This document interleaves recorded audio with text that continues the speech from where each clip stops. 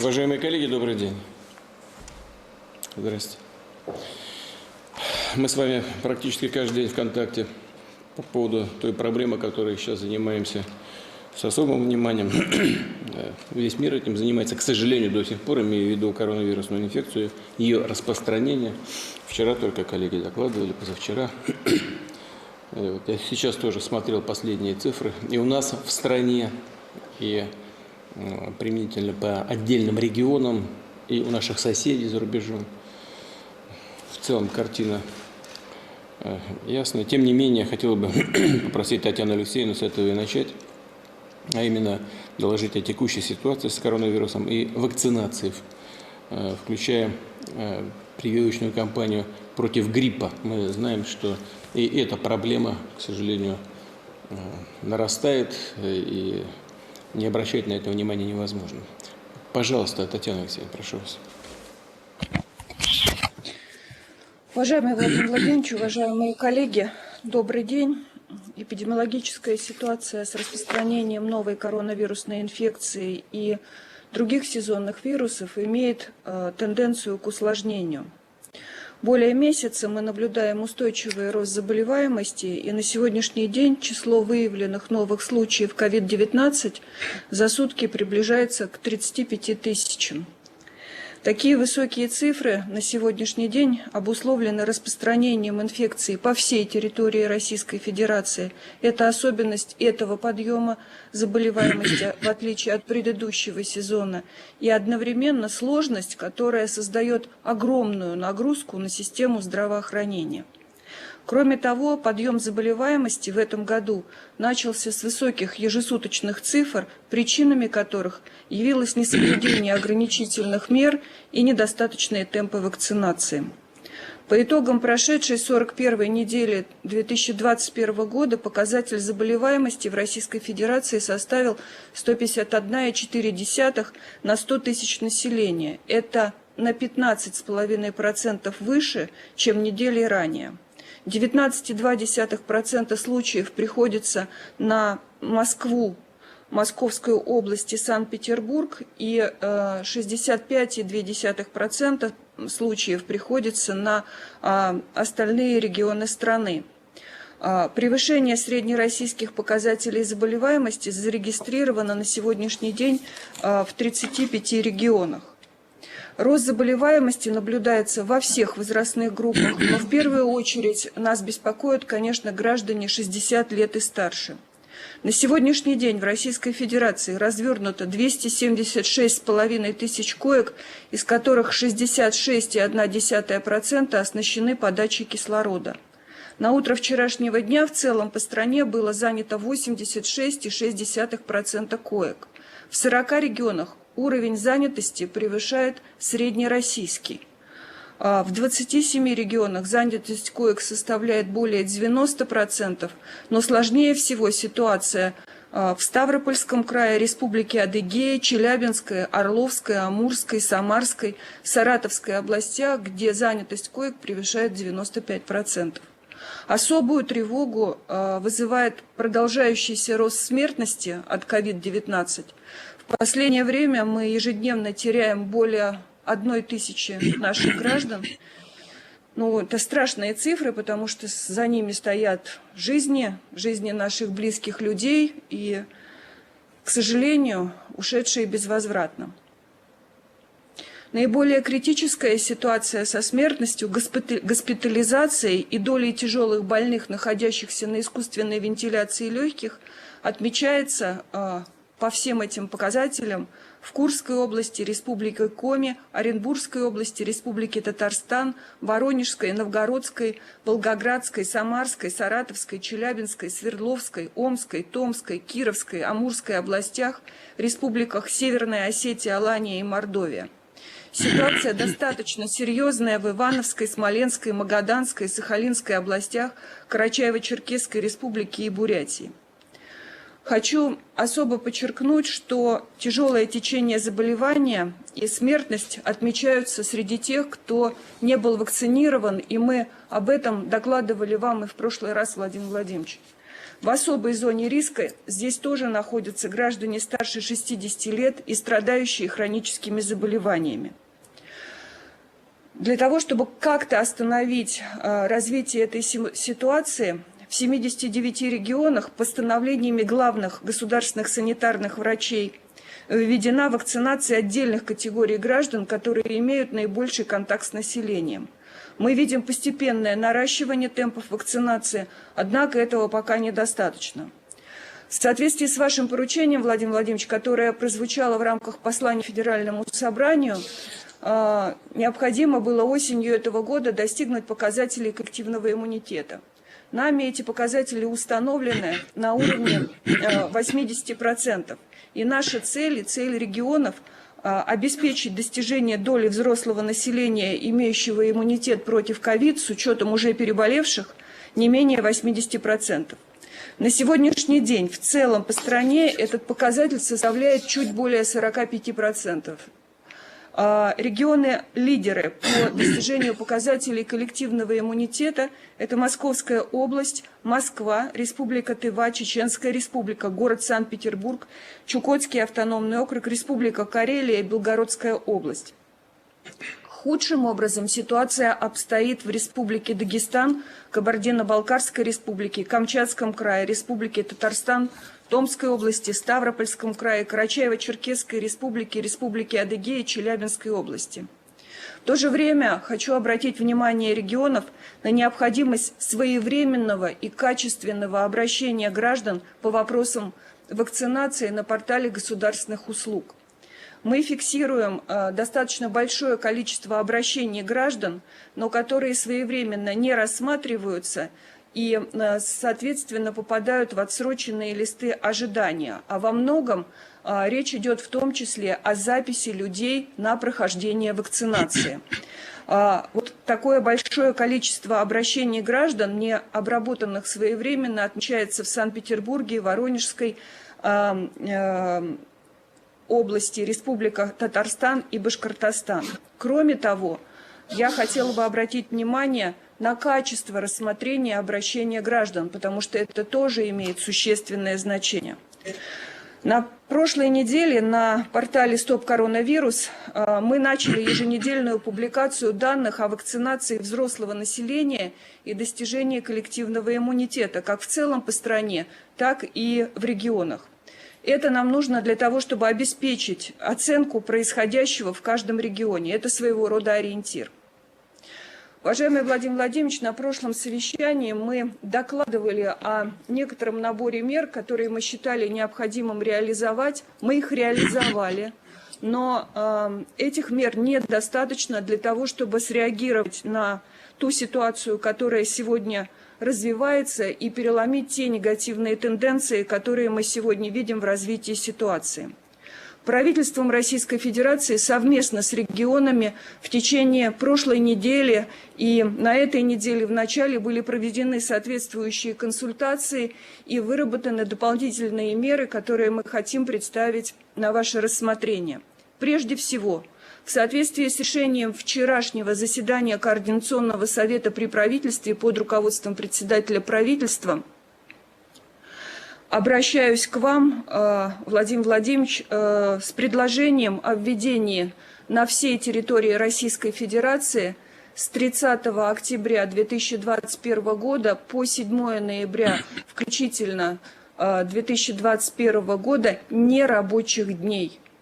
В тех регионах страны, где ситуация с эпидемиологической ситуацией наиболее сложная, предлагаем предоставить возможность введения нерабочих дней ранее, например, с субботы 23 октября. Также считаем необходимым принятие всеми регионами страны решений о допуске, в том числе в нерабочие дни, на отдельные объекты граждан только при наличии QR-кода, подтверждающего вакцинацию против COVID-19, ранее перенесенное заболевание, а для лиц с противопоказаниями к вакцинации отрицательный ПЦР-тест. Правительство и региональные власти должны определить порядок функционирования организаций отдельных отраслей, например, здравоохранения, в части оказания медицинской помощи, не связанной с COVID-19, и организаций культуры федерального и регионального уровней соответственно. После окончания нерабочих дней регионы Российской Федерации должны расширять практику допуска на объекты и массовые мероприятия с использованием QR-кодов. Для этого медицинские организации, передающие данные в систему учета переболевших, вакцинированных и получающих ПЦР-тесты, должны это делать день в день. Для целей своевременного заполнения данных регионы могут привлечь, если это еще не сделано, и студентов, и волонтеров. Необходимо принять меры по сохранению здоровья неработающих граждан старше 60 лет, в том числе с хроническими неинфекционными заболеваниями. Причем сделать это как можно раньше, не дожидаясь объявления, если вы примете такое решение, нерабочих дней. Сохранить для таких невакцинированных граждан режим самоизоляции и рекомендовать им как можно быстрее вакцинироваться, если они не переболели и если у них нет медицинского отвода. Работодателям совместно с региональными властями перевести работающих граждан 60+ и страдающих хроническими заболеваниями на дистанционный режим работы в течение 4 недель до прохождения ими вакцинации, если также нет медицинского отвода. К этой работе сейчас привлечены не только социальные работники регионов Российской Федерации, но к этой работе мы привлекли и сотрудников Пенсионного фонда Российской Федерации и Фонда социального страхования. Кроме того, мы рекомендуем работодателям предоставлять работникам, проходящим вакцинацию, 2 выходных дня. Мы летом этого года уже обращались к работодателям с этим предложением. Ряд работодателей такие решения приняли, ряд работодателей пока колеблется. Поэтому мы еще раз считаем необходимым это обращение сделать. Также необходимо в регионах продолжить реализацию ранее принятых мер, уже доказавших свою эффективность, среди которых поддержание высокого уровня охвата тестированием населения на новую коронавирусную инфекцию. Причем я хочу сказать, что у нас существует норматив 200 на 100 тысяч населения, но сейчас в условиях распространения новой коронавирусной инфекции мы считаем абсолютно оправданным кратное наращивание тестирования для того, чтобы профилактировать на ранних стадиях заболевания новой коронавирусной инфекции, как можно раньше оказывать помощь нашим гражданам.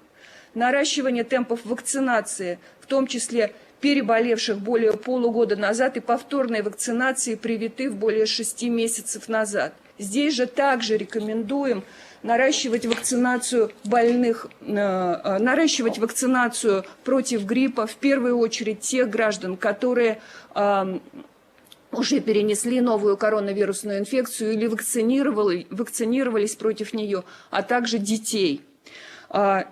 Темпы вакцинации против гриппа набирает, но мы также считаем пока недостаточными. Неукоснительную изоляцию контактных лиц и лиц с подтвержденным диагнозом или подозрением на новую коронавирусную инфекцию. Хочу здесь тоже обратить внимание на проблему, которую мы выявили. Роспотребнадзор ведет полный мониторинг данных граждан, которые являются контактными по отношению к заболевшим и должны находиться на самоизоляции. Мы соотнесли эти данные с показателями выданных больничных по субъектам Российской Федерации по данным Фонда социального страхования. И видим кратную разницу между теми, кто должен находиться на самоизоляции и кто должен получать больничные по поводу нахождения на самоизоляции как контактных. Разница очень большая, а это означает, что люди, которые по сути уже являются носителями новой коронавирусной инфекции, по-прежнему находятся в социуме и общаются в различных коллективах. Следующее – это сохранение масочного режима и социальной дистанции, сохранение или введение запрета на проведение зрелищно-развлекательных мероприятий и оказание услуг общественного питания с 23:00 до 6 часов утра, усиление режима текущей дезинфекции на общественном транспорте, такси и в местах массового пребывания людей, проведение своевременных санитарно-противоэпидемиологических мероприятий в очагах новой коронавирусной инфекции. Регионам необходимо усилить контроль за соблюдением всех ограничительных мероприятий в соответствии с установленным законодательством. Кроме того, необходимо усиление санитарно-эпидемиологических мер на всех видах транспорта – авиационном, железнодорожном, водном, автомобильном. Прошу компании, перевозчики и регионы организовать такую работу и обеспечить соответствующий контроль. В свою очередь, для целей поддержки системы здравоохранения по поручению председателя правительства будет оказана помощь регионам страны. О чем речь?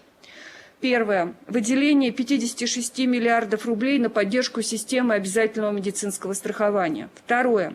В дополнение к этому мы проведем централизованную закупку и доставку в регионы отдельных дорогостоящих лекарственных препаратов для стационарного лечения, которые отдельные регионы страны сегодня не приобретают, ссылаясь на дефицит финансовых ресурсов. Но эти препараты абсолютно необходимы, особенно в первые дни оказания медицинской помощи. Приобретем такие лекарственные препараты на сумму 4,1 миллиарда рублей. А также окажем поддержку регионов по обеспечению кислородом. Такое поручение председателя правительства также имеется. В настоящее время Минпромторг совместно с коллегами завершает работу по согласованию параметров такой поддержки. До конца года в регионы к выделенным уже совсем недавно 5,1 миллиардам рублей будут дополнительно направлены средства федерального бюджета на закупку лекарств для пациентов, которые находятся на амбулаторном лечении, чтобы обеспечить до конца года. И в заключение.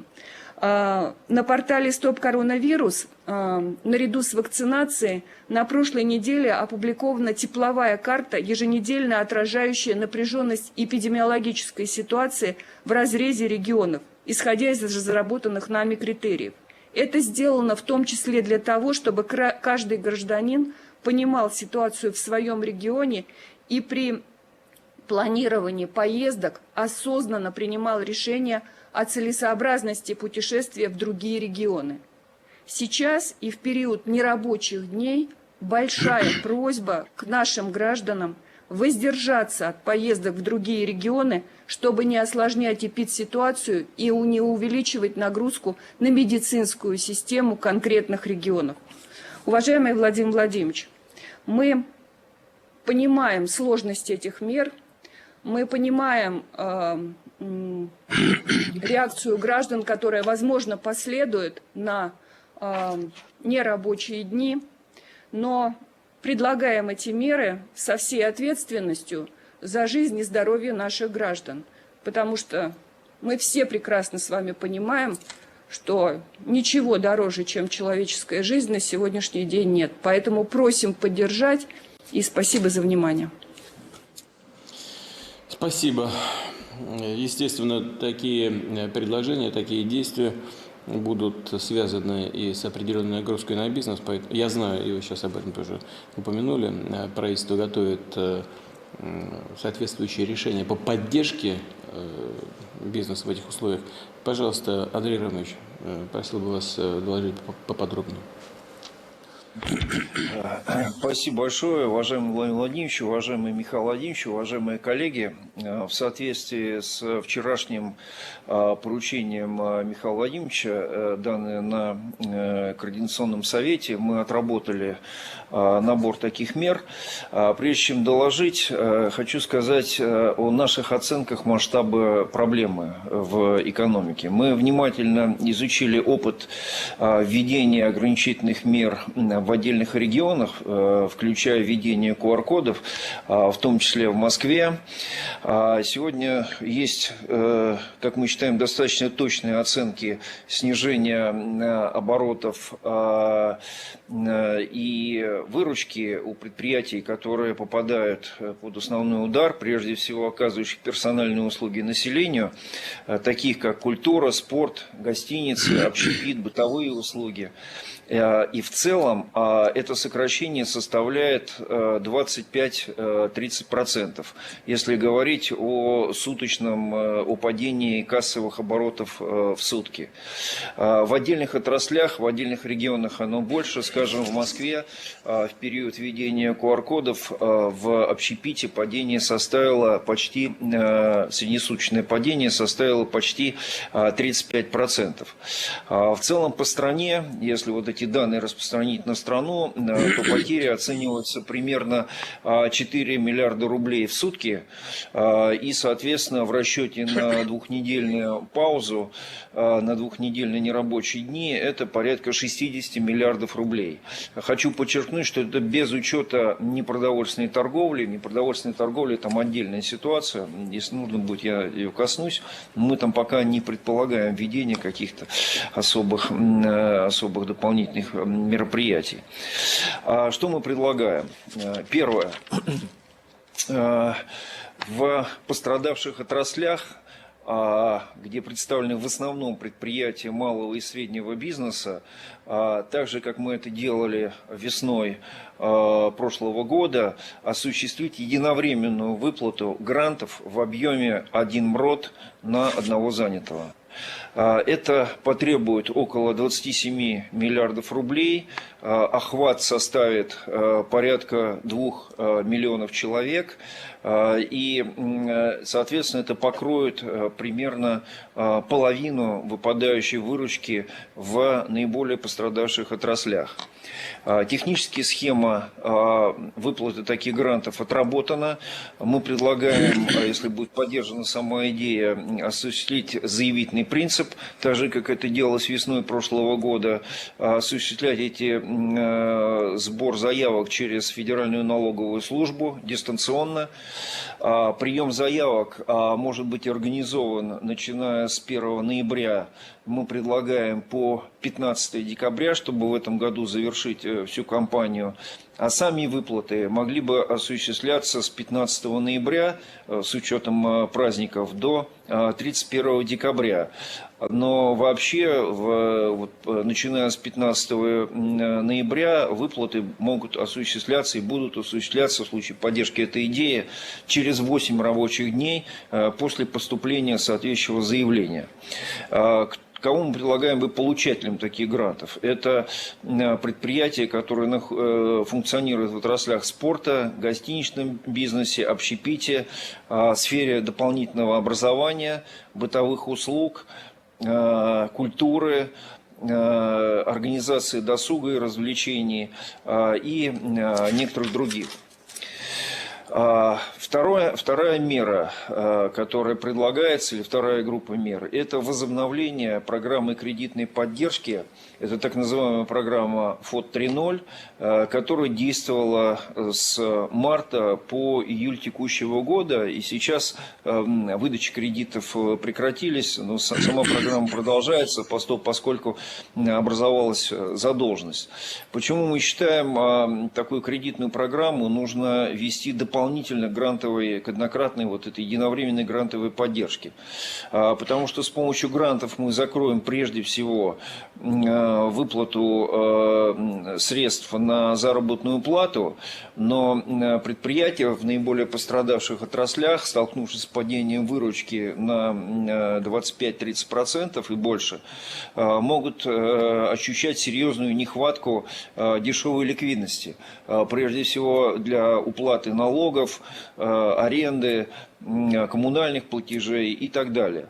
Поэтому предоставление дешевых кредитов с большой рассрочкой мы считаем мерой такой абсолютно адекватной и правильной.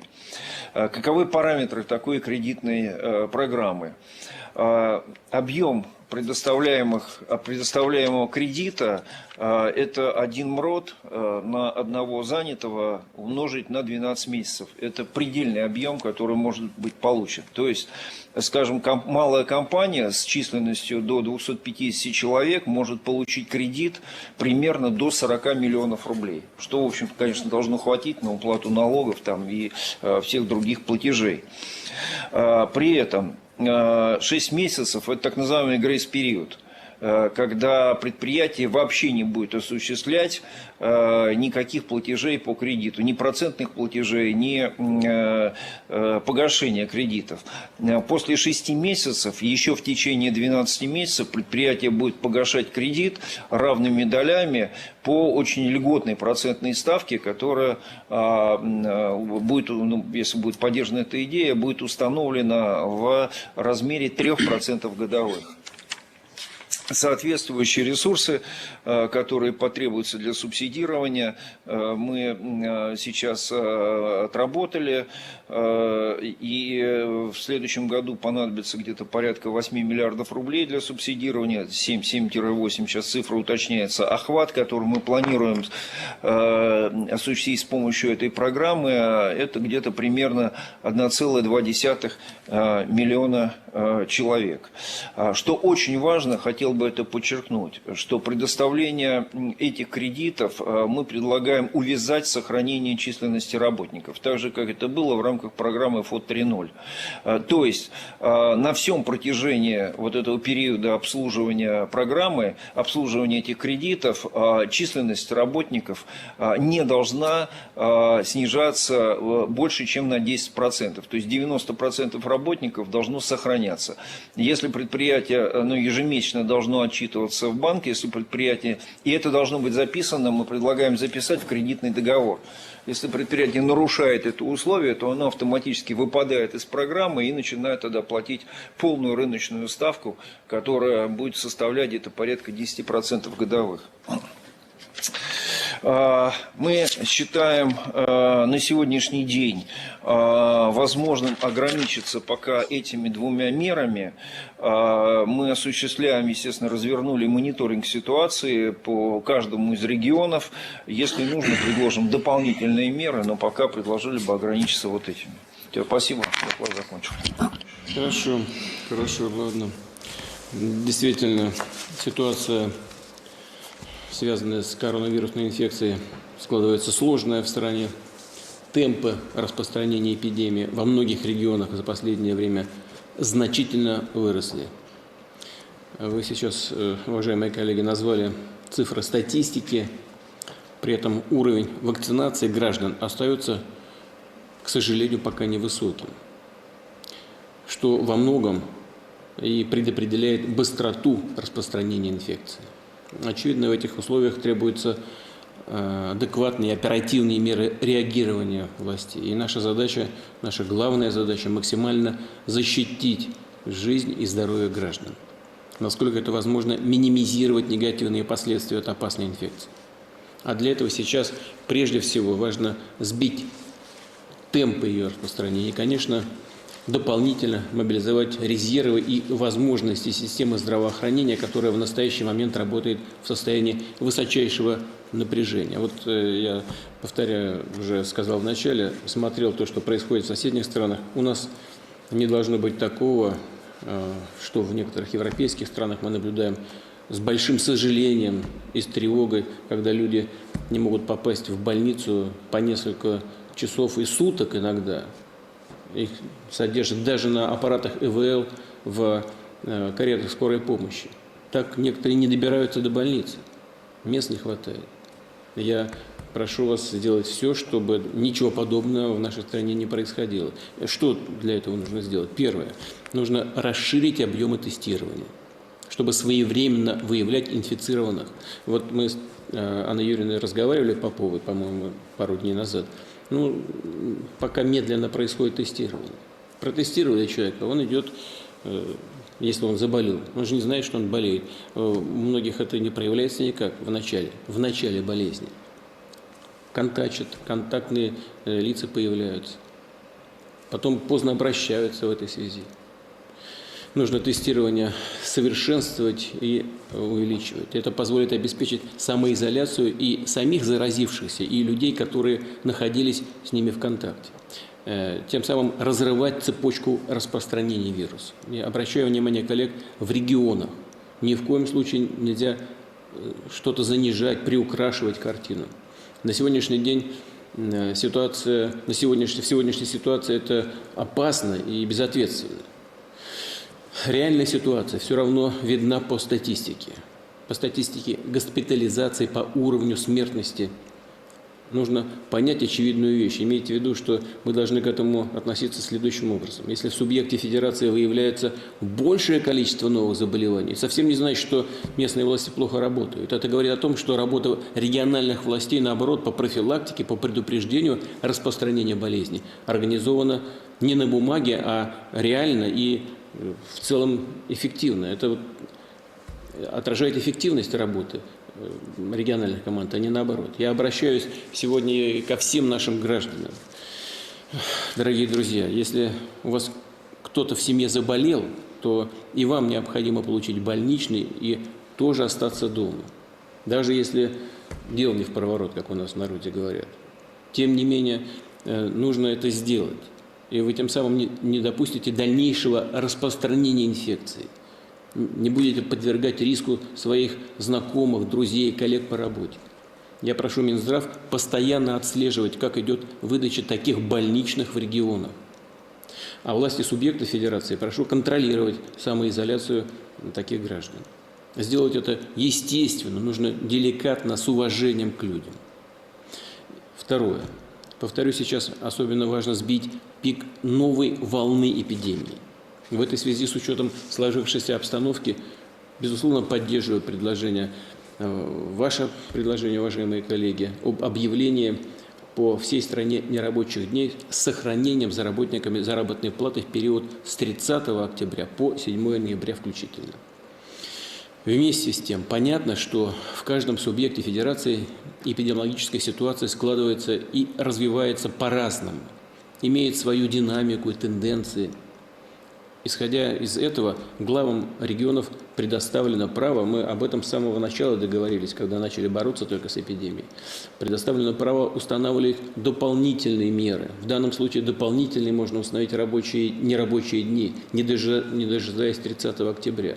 То есть сделать это раньше установленного для всей страны периода нерабочих дней. Собственно говоря, Татьяна Алексеевна сейчас об этом и сказала. Я поддерживаю то, что она предложила. Или при необходимости продлить эти нерабочие дни на период после 7 ноября. Кстати говоря, вот Татьяна Алексеевна упомянула о 2 нерабочих днях после вакцинации. Посмотрите, как можно пошире использовать вот эту возможность. Но ведь после прививки у определенного количества людей может приподняться температура. У меня это было после 2-й прививки. 37 с небольшим. Тем не менее, это повышение температуры. В принципе, 2 дня посидеть дома, это только на пользу пойдет. Надо просто посмотреть, как использовать этот механизм. Если можно его пошире применить, подумайте, пожалуйста. Вновь подчеркну, с сохранением за работниками заработной платы, конечно. Отдельно обращаюсь к главам субъекта федерации, где уровень заболеваемости особенно высок, а медицинские организации работают с перегрузкой.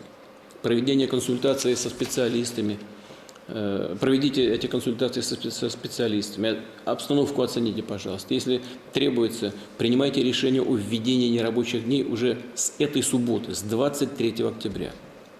Соответствующие полномочия, повторю еще раз, у вас есть. Повторю, пожалуйста, берите эту ответственность на себя. Она вам передана, не затягивайте, принимайте необходимые решения. И поручу полпредам на регионах Российской Федерации внимательным образом за этим наблюдать, если нужно, оказывать поддержку. Третье. Важно, чтобы вся система здравоохранения страны работала в этой непростой ситуации без сбоев. Прошу правительства в ежедневном режиме контролировать ситуацию с доступностью лекарств, кислорода. И Минобороны здесь тоже поможет. Вы знаете, договоренность такая есть, а такие поручения министру дал. Нужно помогать в ручном режиме регионам решать вопросы, возникающие в отдельных субъектах федерации. Я прошу Минздрав, так же, как мы это делали прежде, в том числе в прошлом году, в первую волну эпидемии, оказать кадровую поддержку регионам с наиболее непростой ситуацией. Направить туда, если требуется, высококлассных специалистов, в том числе из наших ведущих медицинских центров и клиник. Четвертое. Очевидно, что в связи с объявлением нерабочих дней бизнес, прежде всего малый и средний, сейчас вот Андрей Арамович говорил об этом, понесет определенные издержки. И в этой связи прошу правительство обеспечить те меры, о которых сейчас было сказано, меры поддержки предприятиям и организациям. Одно дело их наметить, другое дело реализовать. Надеюсь, что так же, как и было в предыдущие периоды, это будет сделано так же организованно, как это удалось правительству сделать в прошлый раз.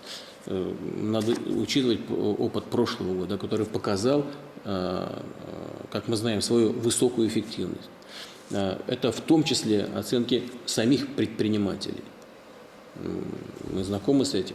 И коллеги подробно сегодня рассказали об этих мерах. Прошу их исполнить. Далее. Мы с вами, к сожалению, видим, каким опасным последствиям приводит низкий уровень вакцинации в нашей стране. Я повторю еще раз. Вакцина реально снижает риски заболевания или тяжелых осложнений после болезни, угрозу смерти. Поэтому, конечно, поддерживаю прозвучавшее предложение правительства. Я обращаю внимание глав субъектов Федерации на необходимость наращивания темпов вакцинации.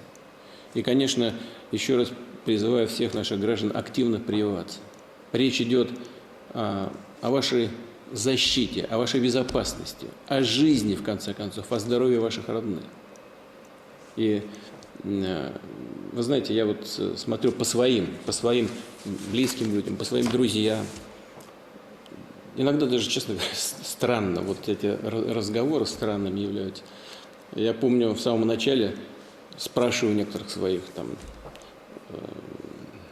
близких людей, однокурсников, спрашиваю: ты привился? Вопрос ко мне: а ты привился? Я говорю: нет пока. Я подожду, пока ты привьешься. Хорошо, вот я привился. Спрашиваю: привился? Нет. Почему? Ну, не знаю, подожду пока. Странные люди с хорошим образованием, с научными степенями. Ну вот просто даже я не понимаю, не понимаю, что происходит. У нас надежная, эффективная вакцина. И я хочу еще раз об этом сказать.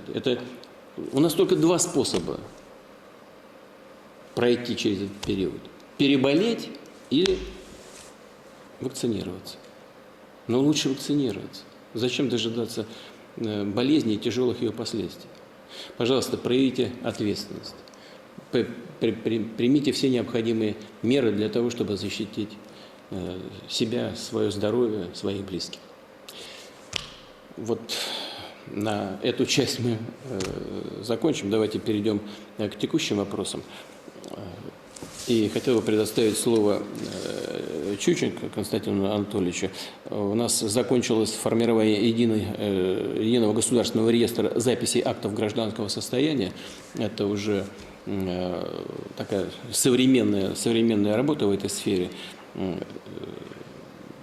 Оцифровано более 520 миллионов записей гражданского состояния, начиная с 1926 года. Но эта работа только, насколько я понимаю, начинается. Она имеет большое очень значение для очень многих направлений жизнедеятельности государства. Вот Константин Анатольевич об этом расскажет. Пожалуйста, Константин Анатольевич.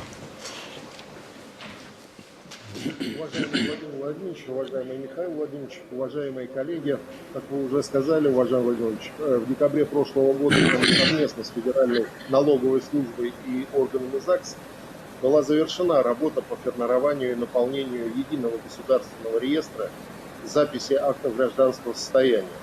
В электронный вид было переведено более 524 миллионов записей из архивов органов ЗАГС, начиная с 1926 года. В прошлом году это позволило, по вашему поручению, уважаемый Владимирович, в кратчайшие сроки обеспечить выплаты семьям с детьми в период ограничений, связанных с коронавирусом. Граждане смогли получить деньги быстро, без предоставления каких-либо дополнительных документов. Возможности реестра позволили подготовить масштабные изменения в законодательство о регистрации актов гражданского состояния.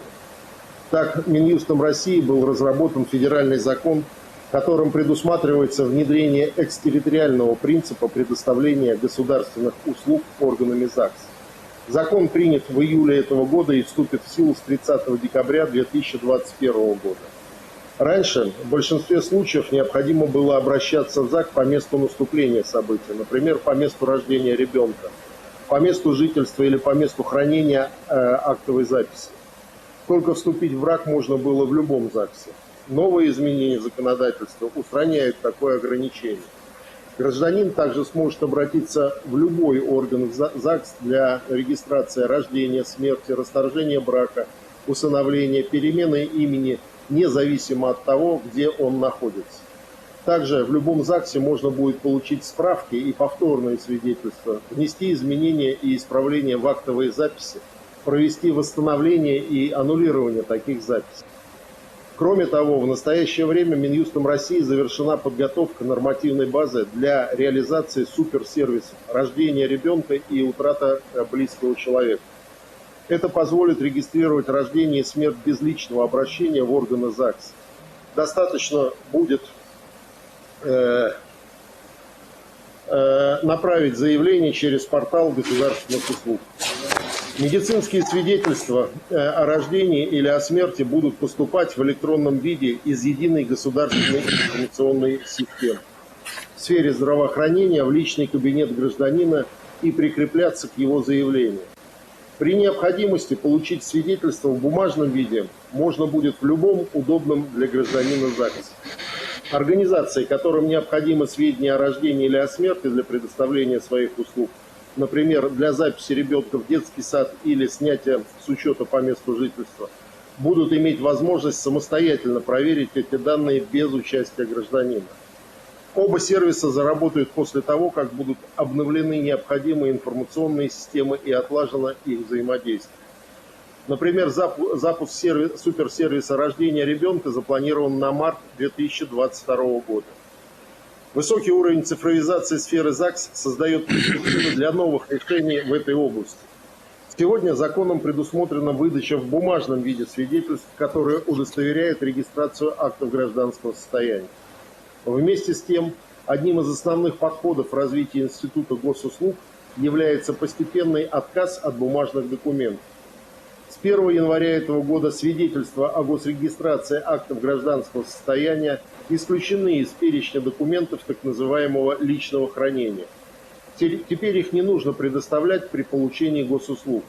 В связи с этим предлагаем разработать системные изменения в законодательство для перехода на реестровую модель предоставления государственных услуг органов ЗАГС. Источником юридически значимых сведений о правовом состоянии гражданина будет являться только запись в реестре, без необходимости оформления бумажного документа. При этом гражданин будет иметь возможность в любой момент оперативно получить выписку из реестра в электронном или бумажном виде. Это можно будет сделать через портал госуслуг или путем личного обращения в орган ЗАГС. Такой опыт в российской практике уже есть, например, с регистрацией недвижимости, права на которую удостоверяются выпиской из соответствующего реестра. Внедрение реестровой модели сделает систему государственной регистрации актов гражданского состояния еще более современной, сведет к минимуму бумажный документооборот, будет способствовать дальнейшему переводу услуг органов ЗАГС в электронный вид. Отказ от свидетельств на бумажном носителе также позволит обеспечить экономию бюджетных средств, расходуемых на изготовление, учет и уничтожение бланков, которые относятся к защищаемой полиграфической продукции. Преимущества реестровой модели для граждан очевидны. Для реализации этого проекта необходимо изменение во многие нормативно-правовые акты, в том числе в Федеральный закон об актах гражданского состояния, Гражданский кодекс Российской Федерации, Семейный кодекс, Налоговый кодекс и другие. Со своей стороны, совместно с Федеральной налоговой службой, которая является оператором единого государственного реестра записи актов гражданского состояния, Минфином России и другими органами государственной власти, мы готовы начать реализацию проекта, чтобы реестровая модель заработала в полном объеме в 2023 году. Прошу, уважаемый Владимир, поддержать данную инициативу. Благодарю за внимание. Хорошо. Полный переход у вас еще раз к какому времени планируется? Ну, я думаю, что в середине 2023 года мы все сделаем. Хорошо. Ладно. Спасибо. Да, продолжайте. Спасибо большое. Уважаемые коллеги, сегодня 20 октября уже, и во многих регионах России, у нас северная сторона, уже зима наступила. Мы это видим, температуры снизились и в европейской части, причем повсеместно. Как у нас идет, начался отопительный сезон, и каковы здесь у нас перспективы? Эрик Анварович, пожалуйста. Спасибо, Владимир Владимирович. Уважаемые коллеги, действительно надежная работа жилищно-коммунального хозяйства касается каждого жителя нашей страны и всех сфер хозяйственной деятельности. На данный момент отопительный сезон начался на территории всей страны. Есть ряд муниципальных образований Южного, Северокавказского и Дальневосточного федеральных округов, где сохраняется достаточно теплый погодный режим, и здесь пока идут процедуры завершения подготовки к отопительному сезону. В целом вхождение субъектов в зиму идет опережающими темпами относительно прошлых лет. В этом году многие субъекты воспользовались правом начать отопительный сезон в среднем на 1-2 недели ранее предыдущих лет. Ну вот если Центральный федеральный округ начал на 12 дней раньше, Дальневосточный на 2 дня, Новосибирск 12 дней, Нижний Новгород 7 дней, Челябинск 11 дней ранее начал отопительный сезон. Все это связано, Владимир Владимирович, с обращением жителей в муниципальные органы, и здесь вот эта соответствующая работа была организована. В целом готовность объектов коммунального хозяйства на текущий период составляет 99,4%, и всего на подготовку к прохождению отопительного сезона периода 2021-2022 год было направлено 172,8 миллиардов рублей из консолидированных бюджетов субъектов Российской Федерации. Следует также отметить, что средние сроки проведения аварийно-восстановительных работ в этом прошедшем отопительном периоде было на 17% ниже, чем в сопоставимом периоде предыдущего отопительного сезона. У нас сроки устранения аварий в стране снизились с 10,6 часов до 8,8 часов. На федеральном уровне на регулярной основе Минстроем вместе с Минэнерго и Ростехнадзором проводятся заседания правительственной комиссии федеральных штабов по вопросам подготовки к отопительному сезону. И ведется оперативная работа региональных штабов по подготовке к зиме. На особом контроле находятся регионы, в которых ранее были зафиксированы серьезные проблемы с началом и прохождением отопительного сезона. Это Приморье, Краснодарский край, Еврейская автономная область, Воронежская область. Здесь постоянно в текущем режиме в контакте идет работа с органами ЖКХ. Есть примеры по системному улучшению подготовки территорий. Например, в разрезе федеральных проектов «Чистая вода» и «Оздоровление Волги» в этом году реализовывалось 298 проектов, которые повышают реально надежность и качество оказания услуг по водоснабжению и водоотведению. В рамках программы «60+» в 5 субъектах реализуются проекты комплексной реконструкции коммунальной инфраструктуры. Так, в городе Белово Кемеровской области с численностью населения 70 тысяч человек с использованием программы 60+, запустили новую тепломагистраль, которая не только позволила напрямую от теплоэлектростанции обеспечить теплом и горячей водой жилой фонд и объекты социально-культурной сферы, но и позволяет отказаться от необходимости завозить 200 тысяч тонн угля и перевозить 11 тысяч тонн золы по городским улицам. На территории города Ясный Оренбургской области численность населения 15 тысяч. В этом году была введена в эксплуатацию блочно-модульная котельная с использованием средств фонда ЖКХ на 74 мегаватта. Уважаемый Владимир Владимирович, я уже докладывал, что в прошлом году мы запустили систему мониторинга и контроля устранения аварий и инцидентов на объектах жилищно-коммунального хозяйства. Система работает во всех регионах, и мы получаем необходимую информацию о происшествиях на объектах жилищно-коммунального хозяйства. В настоящее время совместно с фондом ЖКХ дорабатывается для получения более детальной информации, что позволит от фиксации аварий перейти к более предметной оценке причин их возникновения, планирования необходимых работ и принятия взвешенных тарифных решений. В В целом отопительный сезон проходит в штатном режиме. При возникновении аварийных ситуаций коммунальные службы в регионах оперативно устраняют. Владимир Владимирович, еще хотел коротко сказать о том, что 5 января было дано поручение о расселении не менее 130 тысяч человек из аварийного жилья. Здесь задача на сегодня выполнена, расселено 95 тысяч человек. И до конца года мы 130 тысяч завершим. Еще хотел бы отметить, что 4 региона завершили полностью работу по расселению программы, и 5 регионов завершают до конца года эту программу. Всего мы предполагаем к 2022 году еще 20 регионов завершат программу старую по аварийке. Для этих регионов мы отрабатываем новую программу, где будут использоваться активнее инструменты комплексного развития территорий, и средства, необходимые на 2022 год, у нас 45 миллиардов выделено. Будем набранный темп расселения аварийного жилья будем держать и в следующем году на контроле. Капитальный ремонт. Запущенная в 2008 году система работает, и проводится примерно 45 тысяч домов у нас ремонтируются капитально. Результаты региональных программ капитального ремонта за третий квартал 2021 года показали, что системы капремонта преодолели сложности, которые возникли с ограничительными мерами 2020 года, и вышли на докризисные темпы реализации.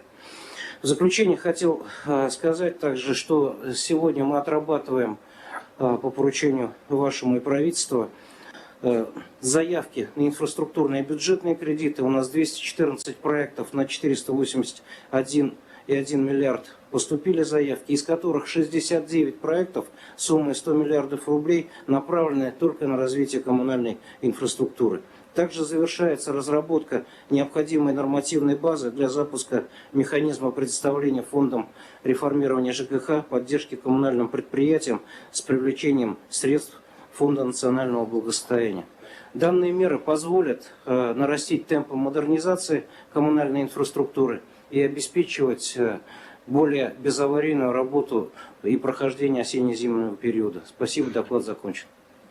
Хорошо. Игорь Иванович, вот смотрите, у нас общая готовность основного оборудования 99,4%, а запасы топлива 98,5%. Ну, во-первых, надеюсь, что это реальные цифры, а не бумажная отчетность. А во-вторых, и даже 0,6% в первом случае и 1,5% во втором случае, это тоже вещи, за которыми стоят конкретные объекты, а значит люди, которые живут в соответствующих условиях, или там предприятия, работающие сегодня в регионах. Поэтому, во-первых, нужно все довести до полного норматива, первое. А второе, все-таки внимательно следить за тем, что происходит в реале, в жизни. Я понимаю, что основная часть ответственности, особенно в системе ЖКХ, там в регионах, муниципалитетах, но тем не менее правительство не должно устраняться, и ваше ведомство не должно от этого устраняться и внимательно наблюдать за тем, что происходит на территории. Тем более, если вот уже холодно, да, если зима будет холодной, надо оперативно на это реагировать, и в случае необходимости плечо подставлять и помогать регионам. Значит, Николай Григорьевич, пожалуйста, о готовности ТЭК к зимнему периоду. Спасибо, уважаемый Владимир Владимирович. Подготовка субъектов электроэнергетики к прохождению максимальных нагрузок в отопительный в период осенне-зимнего периода 21-20 завершается. Мы вместе с Минстроем и Ростехнадзором, о чем Игорь Иванович сказал, провели в 7 федеральных округах выездные совещания. В 8-м проведем 25 октября, где определили ход, проверили ход подготовки к зиме и определили приоритетные задачи по его завершению. И до 5 ноября мы обязаны Министерству энергетики принять решение по выдаче паспортов готовности по всем 451 субъекту электроэнергетики. Подготовка к осенне-зимнему периоду в этом году проходила на фоне восстановления экономики, роста электропотребления, а значит роста нагрузок на оборудование. И мы прогнозируем и на осенне-зимний период рост потребления на 3 с небольшим процента и рост максимального потребления тоже на 3 гигаватта. Субъектами электроэнергетики завершается реализация инвестиционных программ. По итогам года будет введено около 3,4 гигаватт новых генерирующих мощностей. Из крупных это блок 1200 мегаватт на Ленинградской атомной станции и около 20 тысяч километров линий электропередач всех классов напряжения. При этом хотел подчеркнуть, что будет наконец-то завершен долгострой и введен 1000-километровый транзит 330 киловольт, так называемый Кола-Карельский транзит, который значительно повысит надежность электроснабжения Карелии, Мурманской области и снимет ограничения по выдаче Кольской атомной станции и строящейся Кольской ветровой электростанции, которую строит ЕНЭЛ. Ремонтные программы идут по графику. Будет отремонтировано до конца года около 85 гигаватт генерирующих мощностей и 17 тысяч километров линий электропередач 110 киловатт и выше. Будет оценена готовность и всех источников энергии, но и в том числе источников возобновляемой энергии. Я имею в виду в первую очередь ветрогенераторы. По запасам топлива. Процедура накопления запасов, формирования этих запасов, она стандартизована. В этом году мы накоплено запасов около 16,5 миллионов тонн это по углю и около 2,5 миллионов тонн по мазуту. Это 200 и 120% соответственно. Продолжается закачка газа в подземные хранилища. На сегодня, на утро, это 97% от плана. И окончательная закачка к 1 ноября выйдет на 100%.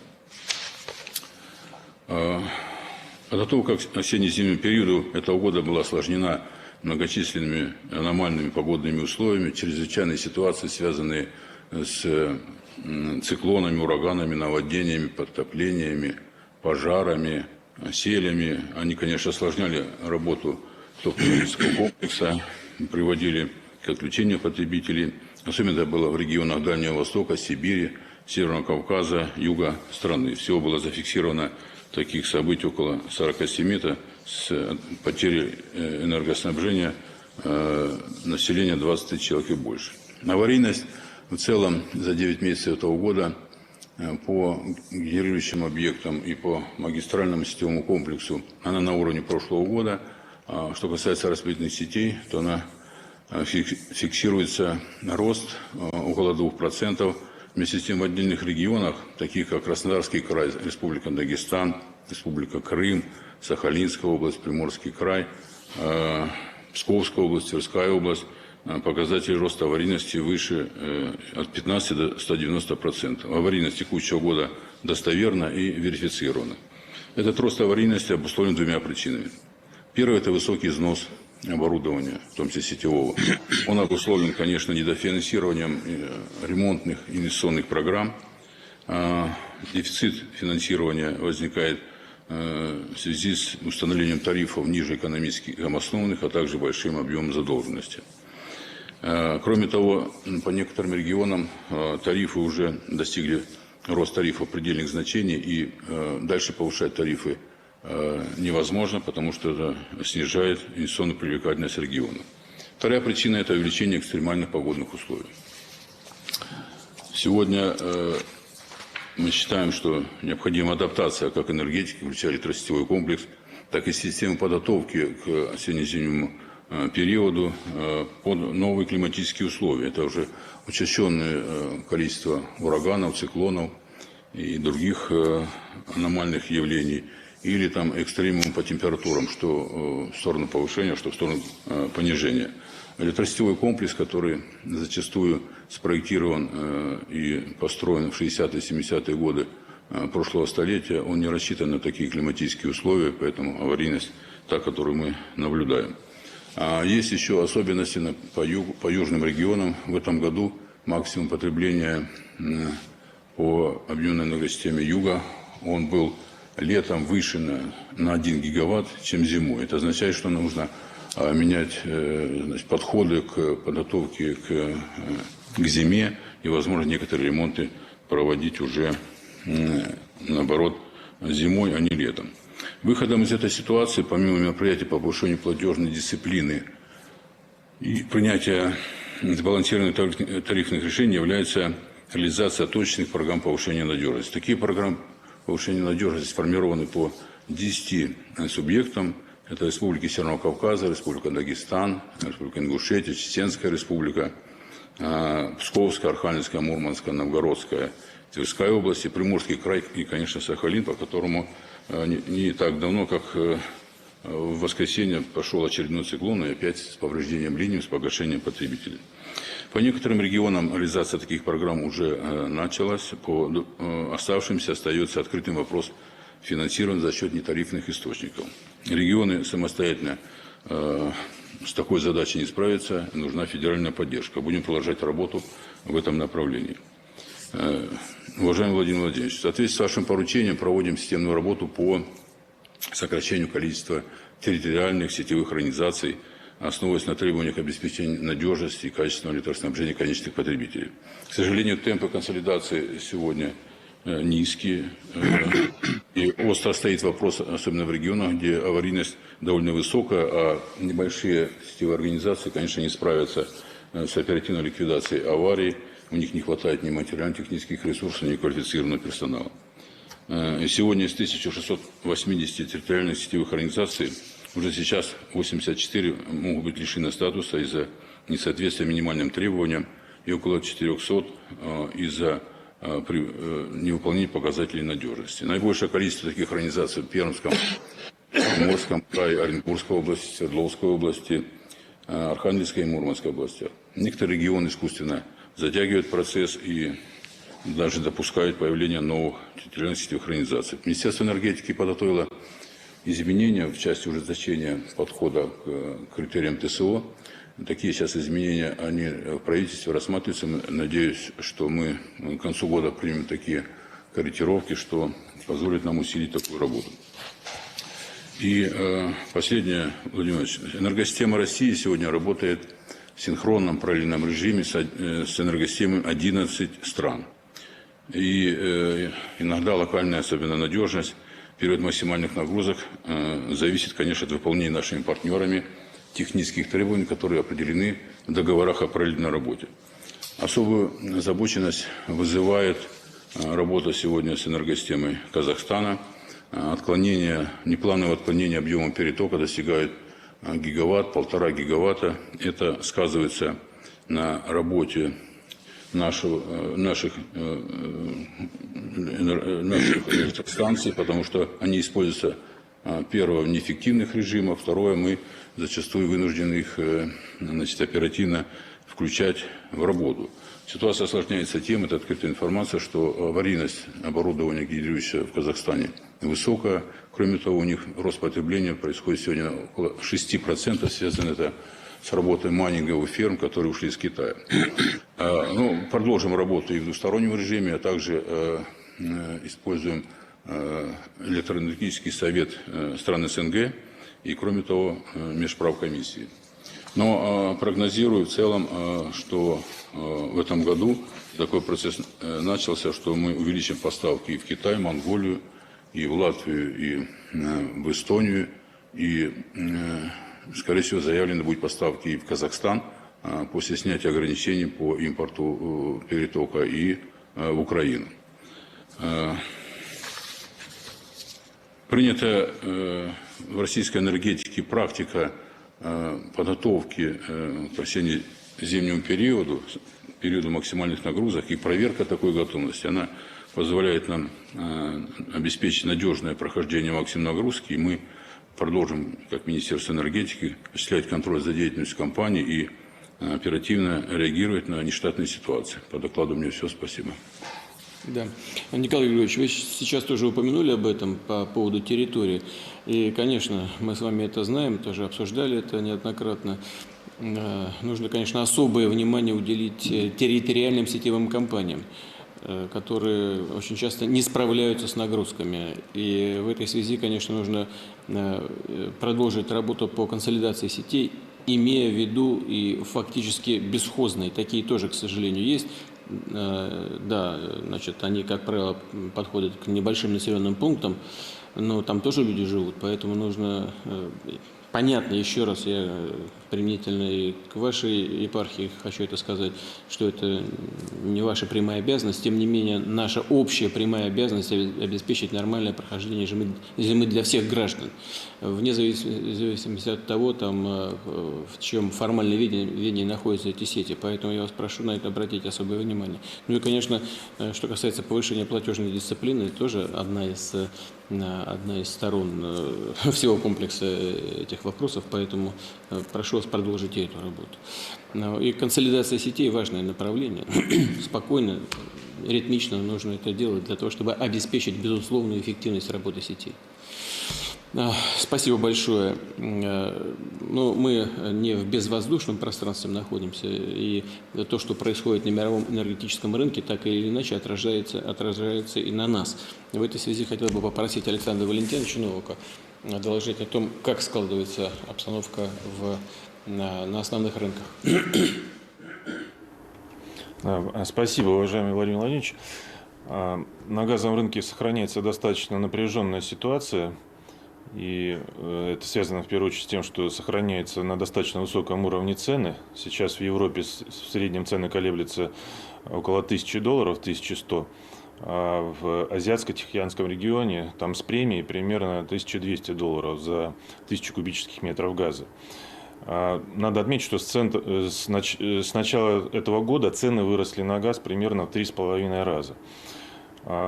В то же время мы наблюдаем и достаточно большой рост цены на другие энергоносители. В частности, цены на уголь в сравнении с прошлым годом выросли в 3-4 раза до $160-200 за тонну в зависимости от марок. А цены на электроэнергию выросли в 5-6 раз. В Европе, если в начале года это были $50 за мегаватт час, сейчас это примерно $300.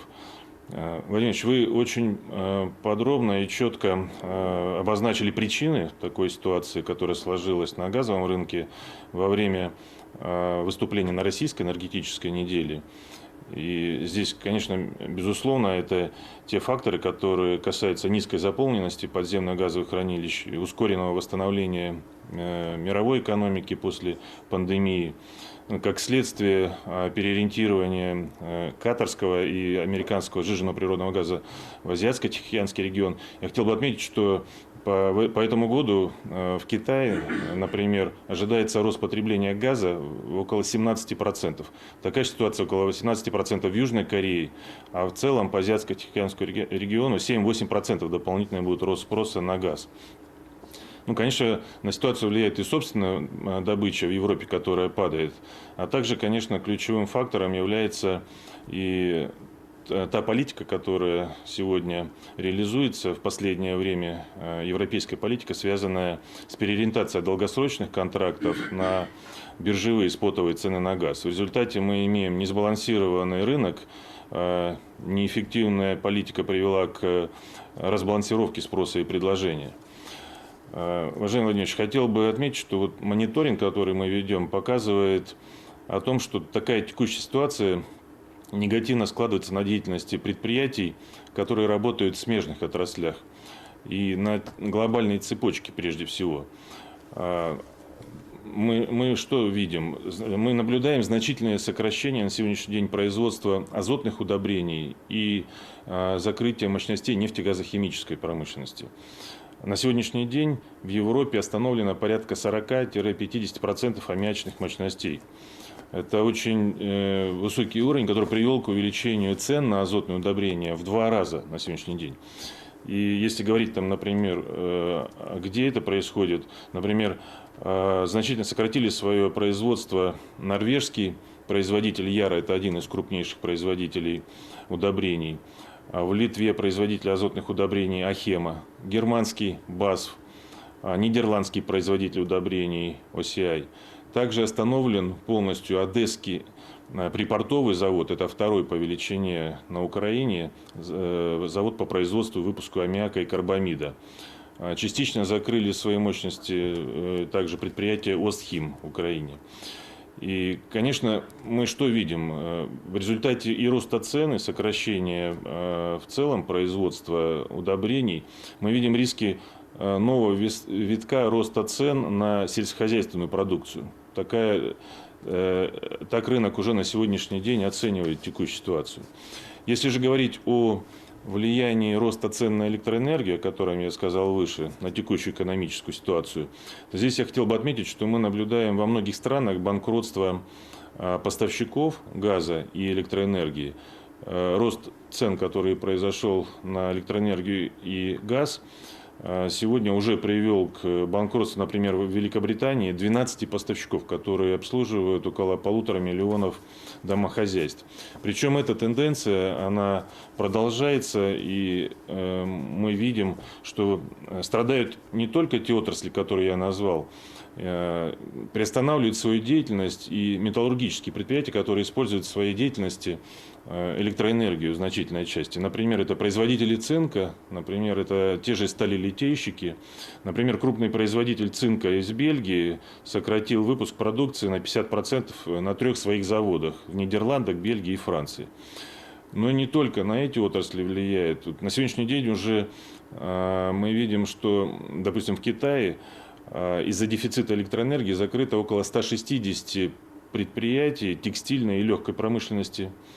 Возникают уже проблемы и в производстве продуктов питания, особенно в тепличном хозяйстве, где высокий рост цен не позволяет иметь экономику производства овощей. Ну, то есть есть риски у производителей тепличных помидоров и огурцов. Владимир Ильич, мы внимательно мониторим ситуацию. Конечно, складывающаяся ситуация вызывает обеспокоенность. Пока, к сожалению, в ближайшее время мы не видим в краткосрочной перспективе, что баланс спроса и предложения в Европе выправится. И многое, конечно, будет зависеть в том числе и от прохождения осенне-зимнего периода, тех температур, которые будут складываться, какая потребность будет в газе в Европе и на других рынках. И, конечно, это беспокоит, как я уже сказал, особенно в отраслях, влияющих на производство товаров первой необходимости и продуктов питания. Учитывая, что мы, безусловно, живем в глобальной экономике, и мы имеем хозяйственные связи, я считаю, что нам надо внимательно смотреть, в том числе и за влиянием тех факторов и той ситуации, которая происходит на энергетических рынках и в других отраслях в Европе, в Азиатско-Тихоокеанском регионе, на производственной цепочке и на нашу экономику. Мы будем осуществлять постоянный мониторинг и докладывать вам. Спасибо. Спасибо. Ну, я думаю, что одного мониторинга уже недостаточно. И скажу почему. Вы, собственно говоря, сейчас почти все факторы эти назвали. Да, действительно, ну, можно не говорить, не вдаваться в детали причин, которые лежат в основе происходящих событий. Но очевидно, что сокращение угольной генерации, атомной генерации в некоторых странах, ведущих экономиках мира, достаточно жесткая зима прошлого года, недостаток ветровой генерации, все это привело к дефицитам и к недозакачке в подземные хранилища газа. А это вызывает нервозность на рынке. Плюс рост потребления в Азии, в результате чего американские компании переориентировали свои потоки своего газа сжиженного с европейского рынка на азиатский рынок, сняли, по сути, с европейского рынка значительный объем газа и переправили их сначала в Латинскую Америку, а затем в Азию. Все это привело вот к той ситуации, которую мы сейчас наблюдаем. Но есть еще более глубокие причины. Они связаны с расширением бюджетных дефицитов и к перебоям в цепочках поставок товаров. Как результат роста инфляции в ведущих экономиках. И это такой существенный фактор, который отражается потом уже и с учетом тех явлений, о которых я сказал только что, отражается на общем результате негативном. И вы правы, что меня беспокоит, и я так понимаю, что и правительство России беспокоит, это возможные последствия, имея в виду в том числе и предлагаемые нашими некоторыми коллегами в Европе мерах по поддержке населения. Правильно, конечно, людей надо поддерживать. Сейчас намечается в некоторых странах европейских принятие решений по поддержке домохозяйств. К чему это приведет на практике? Приведет к тому, что люди объемы потребления не сократят, а будет происходить дальнейшее сокращение потребления в промышленности, прежде всего в энергоемких отраслях. Вы сейчас их назвали: металлургическая промышленность, значит, производство аммиачных удобрений и так далее. Но это будет иметь дальше свои последствия, которые, во-первых, на людях отразятся. В конечном итоге другие товары будут дорожать. И этот способ поддержки граждан, который предлагается, он как бы лежит на поверхности, но в конечном итоге мы видим, что это, скорее всего, решения, продиктованные текущей внутриполитической конъюнктурой, имея в виду в том числе и предвыборные ситуации в отдельных европейских странах. Но в конечном итоге на людях это отразится все равно. Если металлургическая промышленность будет меньше потреблять товары, цены на эти товары вырастут, и по всей цепочке дальше все вырастет в цене. А также, как вырастет на продовольственных рынках продовольствия, если будет ощущаться дефицит, недовложения в почву удобрений соответствующих, которые производятся на газе природном. Это и для нас имеет определенные последствия. Ну, я сейчас не говорю про энергетику. Если будет снижение потребления, вот такая ситуация ведет в конечном итоге к снижению потребления, это отразится и на наших добывающих компаниях, и на «Газпроме» в том числе. Поэтому мы не заинтересованы в бесконечном росте цен на энергоресурсы, в том числе на газ. Не заинтересованы. Но, тем не менее, происходит то, что происходит уже помимо нашей воли. Это все в значительной степени рукотворные вещи, которые сделаны нашими коллегами, в том числе в Европе. Но для нас тоже могут быть определенные последствия. Как только цены, а вы сейчас об этом уже сказали, цены на те же удобрения, производимые на основе газа, будут расти, они уже растут, предприятия-то закрываются. Значит, возникнет соблазн и у наших производителей реализовывать все по высоким ценам. Мы это знаем с вами по недавним событиям в некоторых отраслях. Поэтому нужно не только проанализировать, что будет происходить в ближайшее время, нужно и представить комплекс мер, которые бы, безусловно, обеспечили интересы наших сельхозпроизводителей и, соответственно, сдерживали бы рост цен и на продовольствие. Здесь я прошу правительство Российской Федерации, Михаил Владимирович, прошу вас тоже организовать эту работу. Не только анализ провести, как предложил сейчас Александр Валентинович, но и предложить комплекс мер, комплекс именно направленный на нивелирование тех негативных последствий, которые могут происходить на мировых рынках и так или иначе могут отражаться на нашей экономике. Ну, спокойные такие, не какие-то алармистские решения принимать, а выверенные, заранее подготовленные и просчитанные. Принято, Владимирович. Хорошо, спасибо большое. Уважаемые коллеги, есть еще какие-то предложения, замечания, соображения по текущей ситуации? Нет?